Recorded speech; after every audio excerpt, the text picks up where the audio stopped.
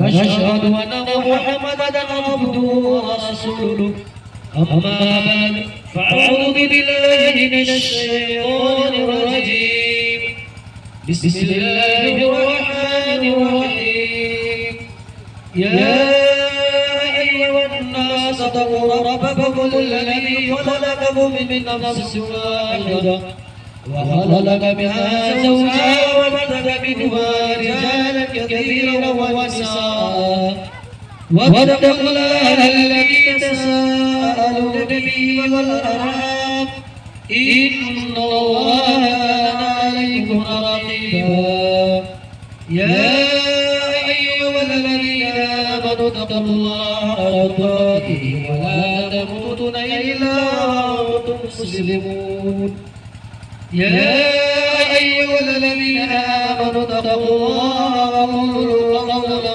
سديدا يصلح لكم أعمالكم ويغفر لكم ذنوبكم ومن يطع الله ورسوله فقد فاز فوزا عظيما وقال النبي صلى الله عليه وسلم النكاح بالسنة मेरे मोहतरम और दोस्तों अल्लाह तआला ने हमें और आपको जिस मजलिस में बैठाया है इस मजलिस का नाम है अक़द निकाह।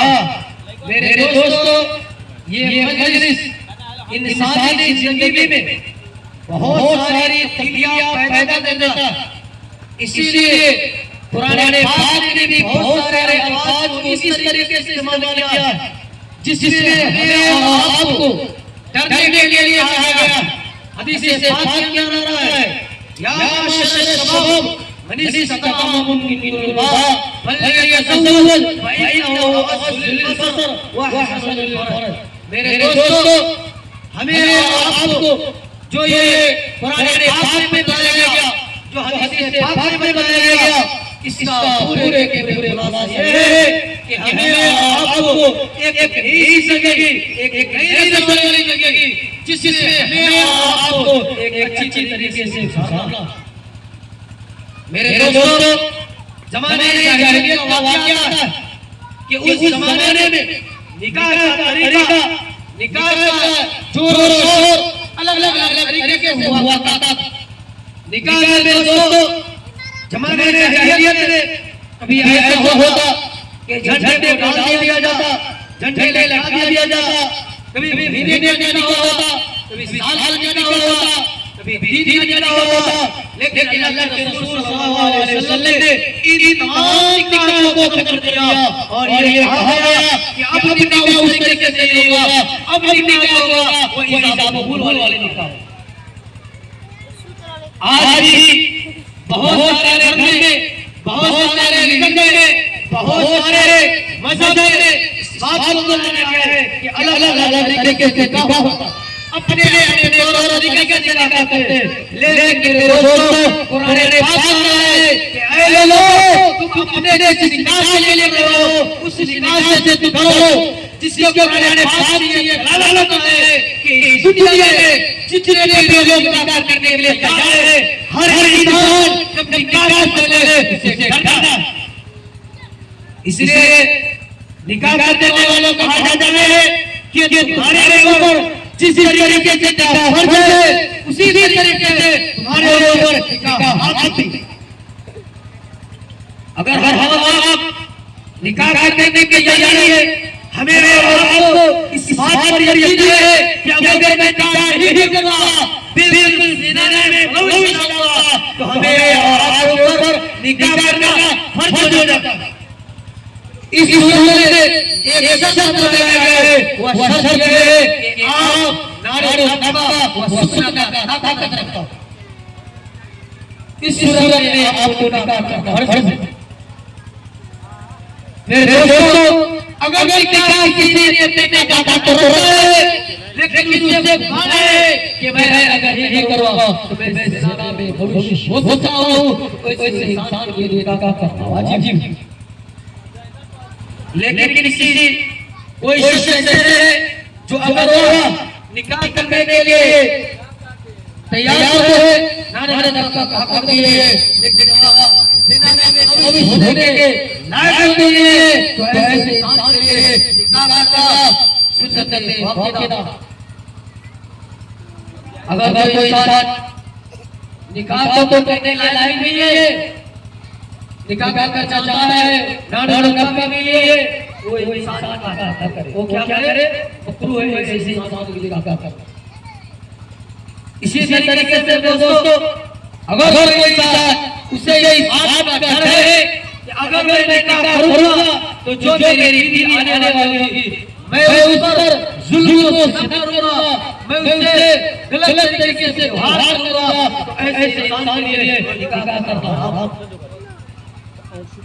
कुरान पाक जो हमारे लिए कहा गया कि ऐ मुसलमानों, ऐ लोग कि तुम निकाह करोगे 2 3 4 मेरे दोस्तों ऐसे ही कहा गया।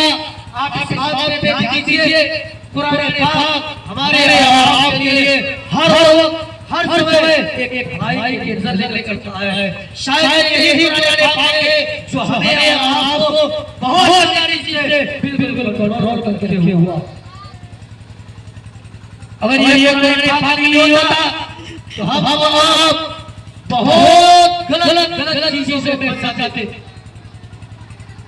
इसलिए कुरान पाक तो कहा है, लेकिन इसकी तफसीर में हर शरीफ हदीस है कि अल्लाह के रसूल सल्लल्लाहु अलैहि वसल्लम का कहना है कि ऐ लोग, अगर तुम निकाह करते हो तो तुम निकाह करो, कितना करो, जितना ताकत रखते हो।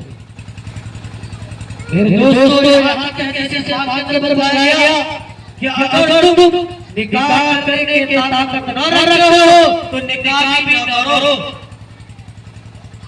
न रखो निकाह भी न करो, मना किया।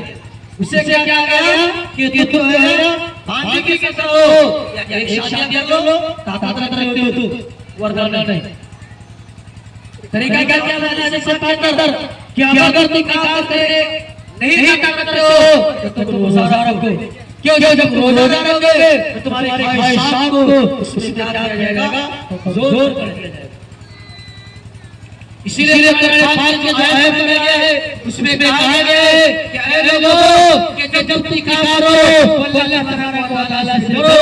इसका सबसे बड़ी वजह ये बताया गया है कि जब निकाह के लिए तैयार हो जाओ तो तुम्हारे सामने बहुत सारी चीज सामने आ जाएगा। एक जो बीवी आने वाली होगी, जो आपके सामने माँ बाप है, बीवी है, आप किसी हुकूक को कैसे ले सकते? इसीलिए कहा गया कि तुम इससे क्या करो, डरो। क्या करो तुम? डरो कि एक तरफ माँ बाप है, दूसरी तरफ बीवी है और लेकर दोनों चल रहा है। इसका तरीका यही है दोस्तों, को माफ करने वालों जितना बीवी को। ऐसा नहीं कि आप निकाह कर लिए तो आप अपनी बीवी के साथ आ गए और माँ बाप ने जिसने बचपन से लेकर हमें आपको होश पाल कर बड़ा किया, उसके बाद उससे देखने के लिए तैयार नहीं। मेरे दोस्तों, ऐसा नहीं, ऐसा बिल्कुल नहीं। उस माँ बाप ने आप माँ बाप की इतिहास को याद कीजिए जिस माँ बाप ने आपको पैदा किया। आप जरा बात कीजिए कि आपको हमारे आपके माँ बाप ने जब पैदा किया, जिस तरीके से हम जिस माँ के पेट में 9 महीने तक कंटिन्यूस रहे, मेरे दोस्तों आपकी तकलीफ को याद कीजिए। जिस माँ ने 9 महीने तक पेट में रखा, वह माँ थी जो हमें आपके लिए सही से सही दौड़ नहीं पाती, कहीं चल नहीं पाती, कहीं देख नहीं पाती, कहीं मुश्किल चीज बोझ वाली चीज उठाने नहीं पाती, क्योंकि हमारे बच्चों को कुछ नुकसान न हो जाए। मेरे दोस्तों, वही माँ बाप है जिसने आपको 9 महीने तक पेट में रखा। उस शख्स के साथ उस बात के बारे में जिस माने आप जगने के वक्त उस सर का क्या चाहिए जो वो चीज वही कमाल होगा जिसने अपने बच्चों को लेकिन आपको क्या मालूम कि हमारे आपके सामने एक लड़की आ जाती है, एक जवान लड़की आ जाती है जो उस बाप को बिल्कुल नजर नहीं देते, पूरी जिंदगी उसी लड़की को गुलामी में जाता है और उस बाप को बिल्कुल छोड़ने के लिए तैयार हो जाता है। ये हमारा आपका जिंदगी है जो एक लड़की के कारण अपनी उस माँ बाप के जिससे आपको पल कदम हर जगह साथ दिया उस माँ बाप को लात मारने के लिए तैयार हो जाते हैं। मेरे दोस्तों हदीस से बात कर रहा है कि जिस माँ बाप को आप लात मारे पूरी जिंदगी अगर आप बीवी के लात दीजिएगा मेरे दोस्तों वह बीवी काम नहीं आती। इसलिए हदीस बात कर रहा है कि हमें और आपको एक मर्द को एक औरत पे दिया न कि एक औरत को एक मर्द पर हावी बनाया। मर्द का काज है कि तुम अपनी बीवी पर सजा करो, तुम अपनी बीवी पर हुक्म करो, न कि एक औरत आ गया कि तुम अपने मर्द को हैंडल में रखो।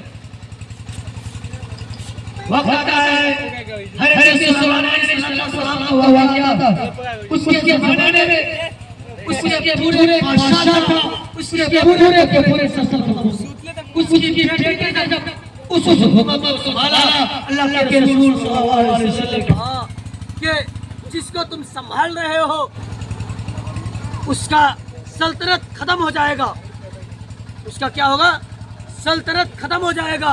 उस दिन का वाक़या हुआ कि उसके पूरे सल्तनत जो है ना खत्म हो गया।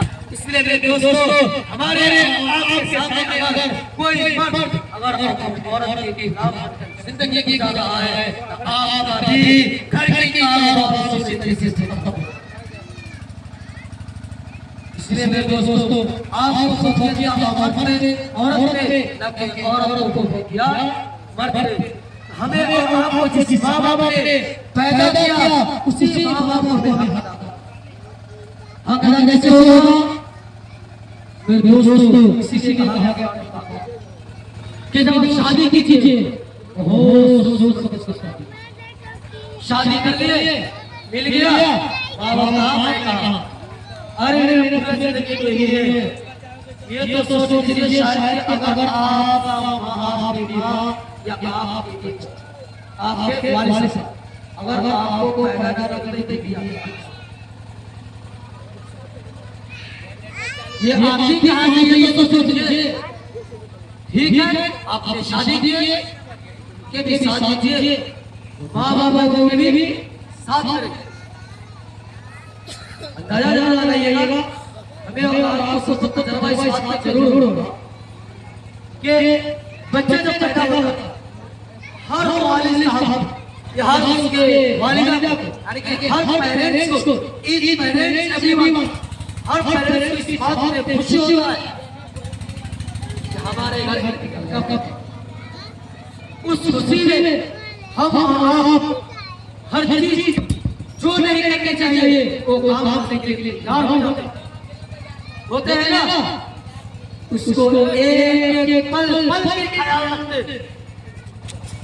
अगर वो बच्चा जरा सा रो दे तो उसके बाप भी परेशान और माँ भी परेशान। इसी तरीके से उसके 2 साल 14 साल 16 साल 20 साल ले जाते और हर माँ बाप को भी होता है कि मैं जब अपने बच्चों को शादी करूंगा तब मेरा बच्चा मुझे अगर हर माँ बाप को इस बात को मालूम होगा कि शायद मैं शादी कर दूंगा और मेरे बच्चा दीदी को लेकर चले जाएगा तो बच्चा बताएगा। और ऐसे बच्चों में जिससे बात कराया कि जिस बाप ने तुम्हें पैदा किया उस बाप ने जन्नत का दर्जा, जिस माँ ने पैदा किया उस माँ के तले पाँव बाप को माने नहीं, बाप को दे दे जन्नत मिलेगा। आपको